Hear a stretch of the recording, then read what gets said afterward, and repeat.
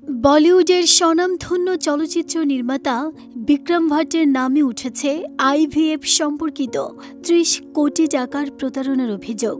এই মামলায় তাঁর স্ত্রী শ্বেতাশ্বরী ভাট, কন্যা কৃষ্ণা ভাট সহ মোট ৬ জনকে গ্রেফতার করেছে রাজস্থান ও মুম্বাই পুলিশ।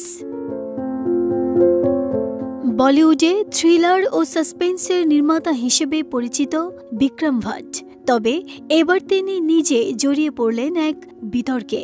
আইভিএফ চিকিৎসা প্রক্রিয়াকে কেন্দ্র করে প্রতারণা চক্র গড়ে তোলার অভিযোগে তাঁর পরিবারের সদস্যদের গ্রেফতার করেছে মুম্বাই পুলিশ। এলএমই সার্টিফাইড বিশ্বসেরা কপারে তৈরি ওয়ালটন কেবলস, যা আপনার স্থাপনাকে রাখবে সব সময় নিরাপদ।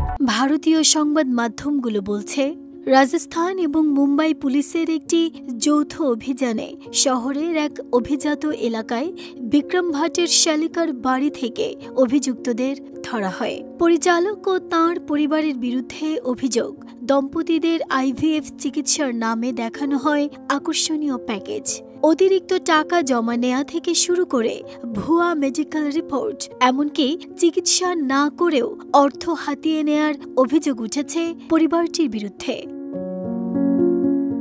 মোট ৩০ কোটি টাকা হাতিয়ে নেয়ার এ মামলায় গ্রেফতার ব্যক্তিদের মধ্যে রয়েছেন বিক্রম ভাটের স্ত্রী শ্বেতাশ্বরী ভাট, কন্যা কৃষ্ণা ভাট এবং আরও ৪ সহযোগী। তাঁদের বিরুদ্ধে চক্রান্ত, প্রতারণা ও অর্থ পাচারের ধারায় মামলা হয়েছে। বিক্রম ভাটের পরিবারকে ঘিরে এই প্রতারণা মামলা বলিউডে নতুন আলোচনার জন্ম দিয়েছে। এখন তদন্তে বেরিয়ে আসবে ঠিক কতটা গভীরে শিকড় ছড়িয়েছিল এই প্রতারণা চক্র।